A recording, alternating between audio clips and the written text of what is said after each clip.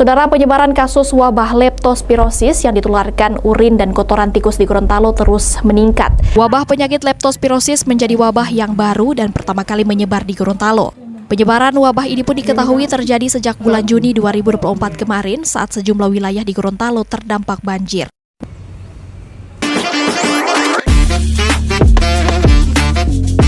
Halo teman-teman, Wololo Habari. Perkenalkan, nama saya Kaisar Leo Pribadi dengan NIM 811423091 dan rekan saya Siti Maisyarah Putungan dengan NIM 811423097 dari jurusan Kesehatan Masyarakat.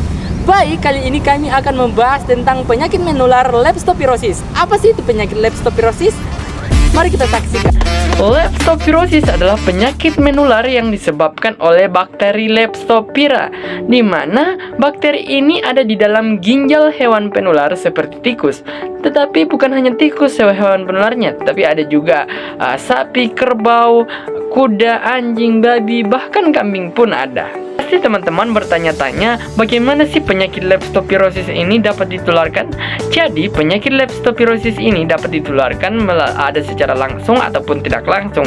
Secara langsung seperti lewat darah, bisa masuk melalui urin dari hewan pengerat, dan juga bisa masuk melalui air yang terkontaminasi.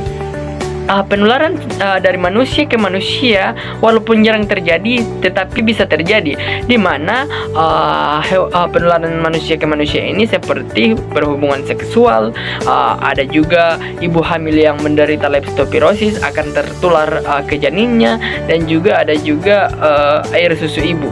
Sedangkan ada juga yang penularan secara tidak langsung seperti lewat air, danau, sungai, saluran air, atau lumpur yang terkontaminasi dengan air kencing pengerat, di mana bakteri Leptopira masuk melalui luka yang terbuka ataupun selaput lendir.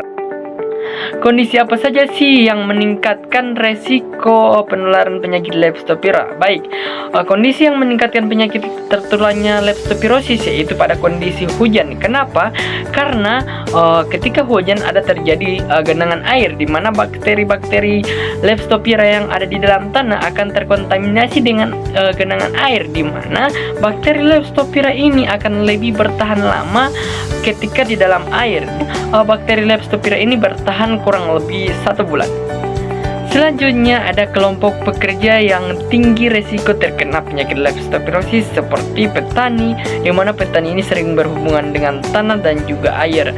Selanjutnya ada pemulung, di mana pemulung ini dia berhubungan dengan sampah-sampah, di mana sampah-sampah ini adalah tempat-tempat tinggal tikus.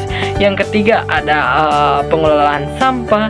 Yang keempat ada peternak atau rumah potong hewan, dan yang berikutnya ada pekerja tambang, dan yang terakhir ada militer atau tentara, di mana mereka ini kan sering berperang, di mana ketika terjadi ada luka lalu ada genangan-genangan air yang mereka bertiarap, kemungkinan besar genangan air tersebut bisa ada bakteri Leptopira. Selanjutnya ada lingkungan dan aktivitas berisiko. Yang pertama, banyaknya populasi tikus, meluasnya daerah banjir, buruknya kebersihan lingkungan seperti genangan air dan selokan tidak terawat, serta banyaknya sampah atau sisa makanan dan aktivitas di lingkungan berair tanpa pelindung diri. Bagaimana cara mencegah penularan leptospirosis?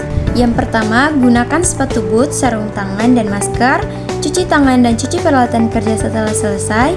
Yang kedua, jaga kebersihan luka, hindari luka terkena air. Yang ketiga, hindari berenang atau mengarungi lokasi air yang berpotensi tercemar kuman Leptospira. Yang keempat, jaga kebersihan dan kerapihan rumah, pasang jaring penghalang lubang. Yang kelima, gunakan wadah penyimpanan makanan tertutup anti tikus. Yang keenam, pasang perangkap di jalur tikus, segera bunuh tikus tanpa menyentuh bangkainya. Gejala leptospirosis.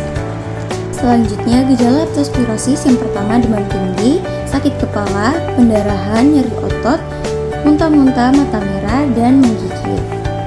Sedangkan masa inkubasi leptospirosis yaitu sekitar 2-30 hari dengan rata-rata 7-10 hari.